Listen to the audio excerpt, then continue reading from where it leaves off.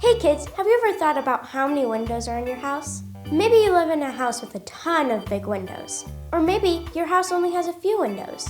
Well, in today's lesson, we're going to learn about the window to your heart.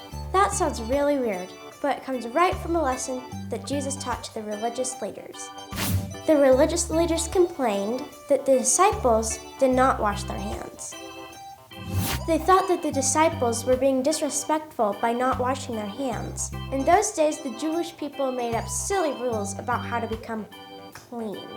The disciples didn't follow those rules because they knew that they were silly. But the Jewish religious leaders did not like that. The religious leaders cared about what you looked like on the outside. They thought following God was all about the things you did. Things like washing your hands, or not working on certain days, or not eating certain foods. All that mattered to them is that people looked like they were followers of God. But that's not what following God is really about. Jesus cares about what you look like on the inside.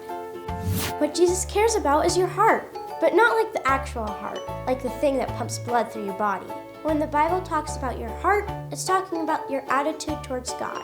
That's all He really cares about. He just wants you to love Him and honor Him. So what's the point of this whole lesson? Your words are like the window to your heart. That's what Jesus taught the religious leaders and the disciples in this story.